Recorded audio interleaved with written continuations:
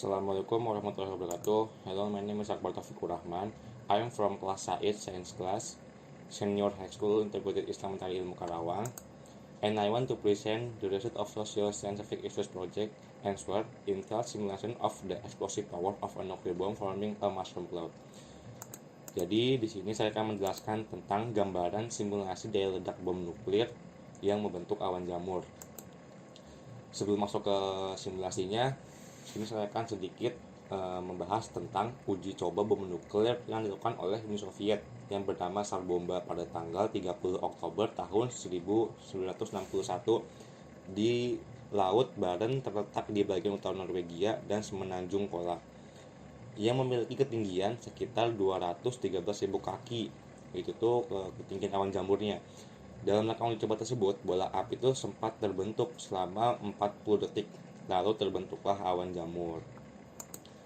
Nah, lanjut ke simulasinya. Jadi, kita tuh butuh alat dan bahan untuk memulai simulasi daya ledak bom nuklir.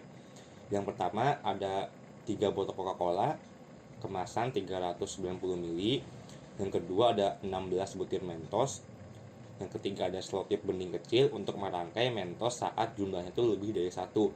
Yang keempat itu ada penggaris untuk mengukur ketinggian simulasi awan jamur. Kelima ada spidol untuk memberikan tanda setiap ketinggian yang diciptakan setiap jumlah Mentos. Lanjut ke penjelasan pertama, foto hasil eksperimen dan penjelasannya. Jadi saya itu udah mencoba eksperimennya dan itu dokumentasinya. Saya menggunakan 16 butir Mentos, yaitu 1 butir Mentos yang pertama, yang kedua 5 butir Mentos, yang ketiga 10 butir Mentos. Nah, ini yang pertama, 1 Mentos. Awan jamur tidak terbentuk hanya dengan 1 butir Mentos, hanya menimbulkan gelembung-gelembung. Jadi ini belum menyemburkan airnya gitu, air Coca-Colanya. Menggunakan 5 Mentos. Awan jamur terbentuk menggunakan 5 butir Mentos dan tingginya itu 5,5 cm dari ketinggian awal Coca-Cola. Ketinggian Coca-Colanya itu 15,5 cm.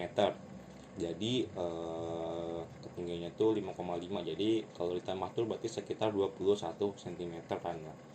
Terus yang ketiga itu ada 10 Mentos. Awan jamur ini terbentuk menggunakan 10 butir Mentos dengan jelas dan ketinggiannya itu 6 cm dari ketinggian Coca-Cola. Nah, kabar hasil kedua yaitu data hasil eksperimennya nih. Terus yang pertama nih, jumlah Mentos dengan tinggi awan jamur. Tadi kan 1 Mentos itu nggak ada awan jamur tuh, cuma gelembung. Jadi ya cuma 0 nya ketinggiannya nih. Terus lanjut ke 5 Mentos, ketinggian tadi itu 5,5. 10 Mentos itu 6 cm. Jadi yang paling tinggi itu 10 Mentos. Yang kedua itu ada jumlah Mentos dengan tinggi sisa volume Coca-Cola. 1 Mentos itu 15,5 karena dia tidak berkurang sama sekali. 5 Mentos itu 14 cm, jadi berkurang sekitar 1,5. Kalau 10 Mentos itu 30 cm, jadi berkurang 2,5. Nah, jadi yang mana nih simulasi awan jamur yang lebih tinggi? Yaitu yang 10 Mentos, karena memiliki nukleasi gas karbon dioksida lebih banyak. Nanti kita bahas setelah ini. Nah, ini penjelasannya. Kenapa bisa terjadi? Jadi ada nama itu tetap tuh nukleasi. Permukaan Mentos tersebut tuh menjadi tempat berkumpul dan terbentuknya tempat nukleasi. Jadi kayak gelembungnya. Nah, yang kedua itu gelembung. Gelembung nukleasi itu terbentuk dari gas karbon dioksida. Lalu yang ketiga itu ada penyemburannya gitu, semburannya. Mentos yang dihancurkan dan tenggelam ke Coca-Cola dengan lambat tuh akan menghasilkan semburan. Nah, setelah tadi kita ngebahas tentang simulasi awan jamur, di situ saya akan sedikit membaca ayat Al-Quran tentang yang terjadi sekarang antara Rusia dan Ukraina. Ini ayat Quran dari Al-Qasas ayat 77. Bismillahirrahmanirrahim. Wabtigo fima ataqallahu darul akhirata wala tangsa nasinaka minat dunya wa ahsin kama ahsanallahu ilaika wala tabagil fasada fil ard. Innallaha yuhibbul mufsidin. Yang artinya itu, dan janganlah kamu berbuat kerusakan di muka bumi. Sesungguhnya Allah tidak menyukai orang yang berbuat kerusakan.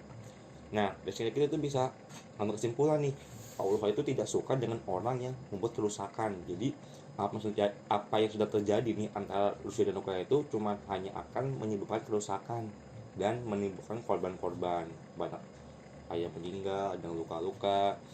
Padahal di Islam itu kita tuh diajarin tuh bahwa kita tuh harus membawa kesejahteraan dan membawa rahmat bagi semesta alam.